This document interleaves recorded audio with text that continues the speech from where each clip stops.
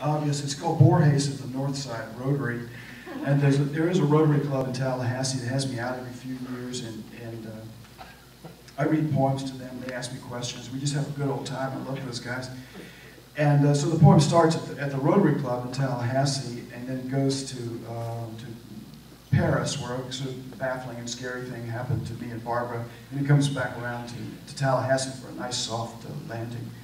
But there's an epigraph at the beginning of the poem, a little piece of text before the poem starts, and it's from Jorge Luis Borges' foreword to his first book of poems, and it goes this way: if in the following pages there is some successful verse or other, may the reader forgive me the audacity of having written it before him. Borges at the North Side Rotary. After they go to the podium and turn in their happy bucks and recite the Pledge of Allegiance and the Four Truths, is it the truth? Is it fair to all concerned? Will it build goodwill and better friendships? Will it be beneficial to all concerned? I get up to read my poetry, and when I'm finished, one Rotarian expresses understandable confusion at exactly what it is I'm doing and wants to know what poetry is exactly. So I tell them that when most non-poets think of the word poetry, they think of lyric poetry, not narrative poetry, whereas what I'm doing is narrative poetry of the kind performed by, not that I am in any way comparing myself to them, Homer, Dante, and Milton.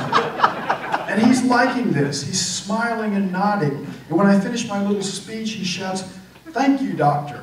Thank you for educating us." And for the purposes of this poem, he will be known hereafter as the nice Rotarian. But now, while I was reading, there was this other Rotarian who kept talking throughout all the time, just jacked his jaw right through the poet's presentations of some of the finest vers libre available to today's listening audience. And he shall be known hereafter as the loud Rotarian. Nice Rotarian, loud Rotarian.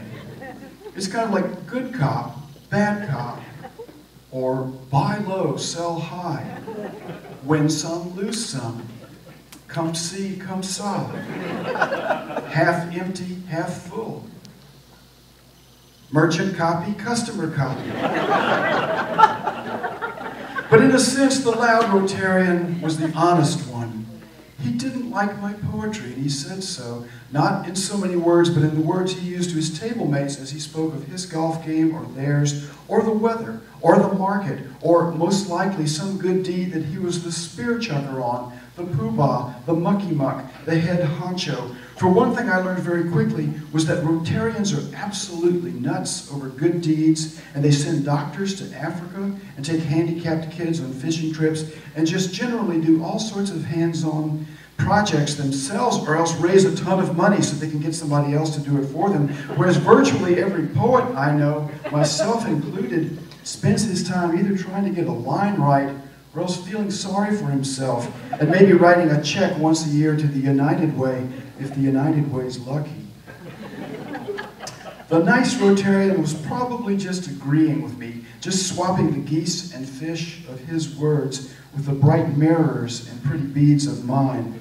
For how queer it is to be understood by someone on the subject of anything, given that, as Norman O. Brown says, the meaning of things is not in the things themselves, but between them, as it surely was that time those kids scared us so badly in Paris. Barbara and I had got on the wrong train, see? And when it stopped, it wasn't at the station 2 blocks from our apartment, but one that was 20 miles outside of the city. And we looked for someone to tell us how to get back. But the trains had pretty much stopped running for the evening. And then out of the dark swaggered 4 tough teenagers, and as 3 of them circled us, the 4th stepped up and asked the universal icebreaker, that is, question, do you have a cigarette? Answer, non, je suis américain. Question, from New York?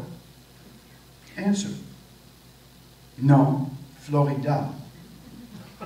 Question, Miami?